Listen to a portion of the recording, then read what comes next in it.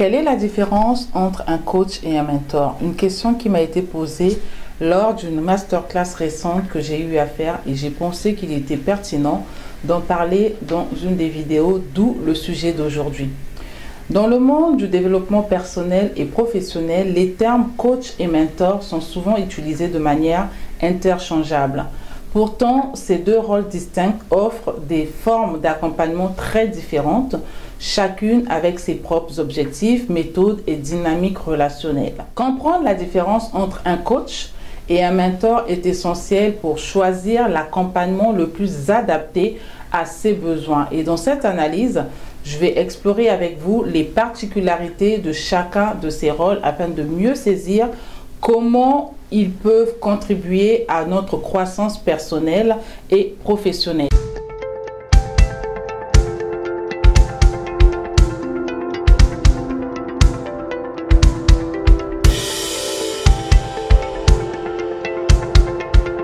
Bonjour, je suis Mélisande Mounto, coach certifiée en développement personnel et professionnel.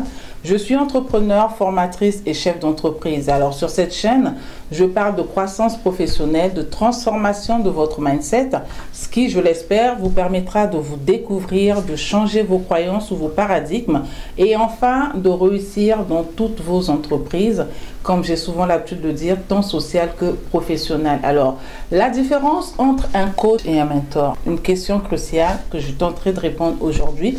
Et cette différence repose principalement sur leur rôle, leur approche et les relations qu'ils entretiennent avec les personnes qu'ils aident. Voici ici deux des distinctions que je vous propose. Nous allons commencer par le coach. Le coach, c'est celui qui en premier lieu définit des objectifs spécifiques à court ou à long terme selon les attentes de son coaché. Un coach travaille généralement avec des individus pour atteindre des objectifs spécifiques, mesurables, sur une période bien définie, encore appelée des objectifs SMART.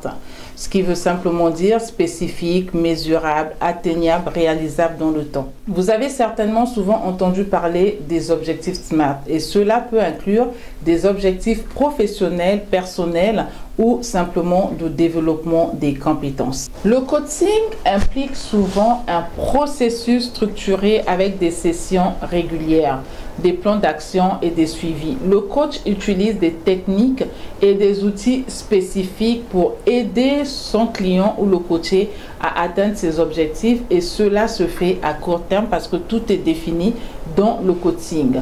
La relation également entre un coach et son client ou le coaché est principalement professionnelle. Le coach ne partage généralement pas son propre parcours ou ses expériences personnelles, mais se concentre sur l'aide au développement de son coaché ou de son client. Notez également que les coachs sont souvent certifiés et formés dans des méthodes spécifiques de coaching.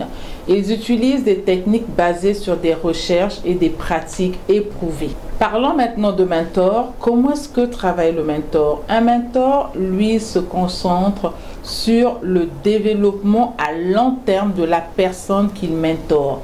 Souvent sont des objectifs strictement définis. Donc le mentor ne planifie pas, ce n'est pas structuré. Pourquoi? Parce que c'est à long terme. Alors aussi, veuillez noter que la relation mentorale est plus souvent globale et peut durer plusieurs années. Ce qui est différent du coach, car comme je l'ai dit en amont, le coach, lui, a un programme structuré dans sa démarche d'accompagnement et ce qui est bien défini selon l'objectif ou les objectifs de son coaché. Il planifie, il cadre et il structure le temps d'accompagnement. Les mentors, eux, partagent leurs propres expériences, basées aussi bien sur leur succès que leur échec pour guider et inspirer leurs protégés. Ils offrent des conseils basés également sur leur propre parcours professionnel et personnel. La relation entre un mentor et son protégé est souvent plus personnelle et informelle. Elle peut inclure des discussions ouvertes sur divers aspects de la vie et de la carrière du protégé. Alors pour illustrer ces propos, nous prendrons l'exemple d'une jeune dame cadre dans son entreprise qui va s'appeler Sarah et de son mentor qu'on appellera Pierre. Ok, alors Sarah, comme je l'ai dit tantôt, est une jeune cadre dynamique dans une entreprise de marketing. Et elle est mentorée par Pierre, un cadre supérieur expérimenté qui travaille avec elle dans la même entreprise.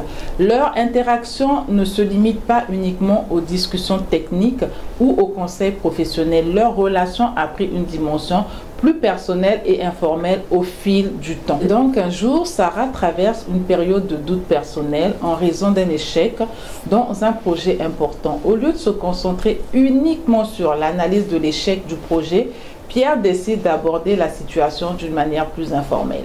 Lors d'un déjeuner, Pierre, s'adressant à Sarah, lui dit « Sarah, je sais que tu es frustrée par la manière dont ce projet s'est terminé. Ça m'est arrivé plusieurs fois et je puis te dire que ça fait partie du parcours. » Et Sarah qui répond « Oui, c'est dur à encaisser.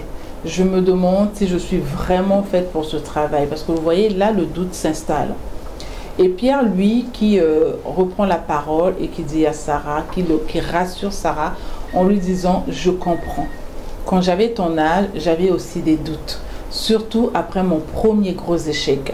Je me souviens qu'à l'époque, j'avais discuté avec un mentor qui m'a rappelé qu'échouer n'est pas un signe d'incompétence, mais une opportunité d'apprendre. Comment gères-tu ça en dehors du boulot? C'est Pierre qui demande à Sarah. Est-ce que tu prends du temps pour toi? Et donc, il voudrait creuser pour en savoir un peu plus. Et Pierre qui continue la discussion, partageant des anecdotes personnelles et encourageant Sarah à se détendre et à prendre du recul. Il parle également aussi de ses intérêts en dehors du travail, de ses hobbies et de comment ceux-ci peuvent l'aider à maintenir un équilibre, parce que c'est important de ne pas rester focalisé sur son travail et toujours de prendre du temps pour soi aussi. C'est impactant pour son développement personnel et pour l'amélioration de ses performances. Au lieu de limiter la conversation à des conseils strictement professionnels, Pierre adopte une approche plus personnelle en s'intéressant à la manière dont Sarah gère le stress dans sa vie personnelle. Il partage des expériences de vie, des défis et des stratégies pour maintenir un équilibre entre vie personnelle et professionnelle. Cela permet à Sarah de se sentir soutenue sur un plan plus global et de développer une confiance durable dans sa relation avec Pierre. Alors cette approche informelle et personnelle renforce le lien entre mentor et protégé, car Sarah voit en Pierre non seulement un conseiller professionnel, mais aussi un soutien pour son développement émotionnel et personnel. Des mentors, ce sont des personnes généralement qui sont expérimentées dans leur domaine et qui ont accumulé des connaissances au niveau de la sagesse qu'ils souhaiteraient d'ailleurs transmettre. Ils ne sont pas nécessairement formés ou certifiés comme les coachs, mais ils se basent sur leurs expériences pour aider à stimuler, aider à inspirer, aider à motiver.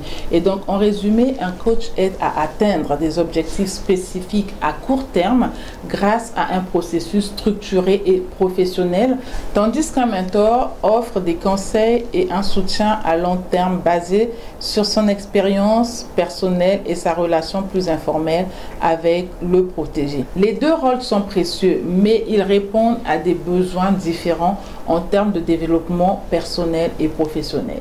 Alors, ensemble, bien que les coachs et les mentors jouent tous deux des rôles cruciaux dans le développement personnel et professionnel, leur approche reste différente et significative. Je vais le répéter car il est très important que vous le notez. Les coachs se concentrent sur des objectifs spécifiques à court terme avec un processus structuré, tandis que les mentors, eux, offrent un soutien à long terme basé sur leurs expériences personnelles et une relation plus informelle. Alors, reconnaître ces distinctions permet de choisir le type d'accompagnement qui vous correspond le mieux et qui correspond le mieux à vos objectifs et à vos aspirations. Que l'on opte pour un coach ou un mentor, l'important est de trouver le bon guide pour vous accompagner sur le chemin de votre épanouissement. Alors, j'espère que ces distinctions te permettront de choisir le guide le plus adapté pour t'accompagner sur le chemin de ton développement. Tu veux continuer à grandir, transformer ton mindset, oser briller et vivre la vie de tes rêves, tu y es au bon endroit, car cette chaîne t'y conduira. Rejoins-nous simplement en cliquant sur l'icône s'abonner, active la cloche de notification pour être notifié toutes les fois que je posterai un contenu. Et bien sûr, dis-moi dans les commentaires si cette vidéo t'a aidé et quel choix vas-tu faire pour travailler sur ton épanouissement personnel et professionnel. Je suis Mélisande Monteau. Ensemble, je nous invite à oser briller et à explorer conjointement la métanoïa. Je te dis, porte-toi bien et à très vite.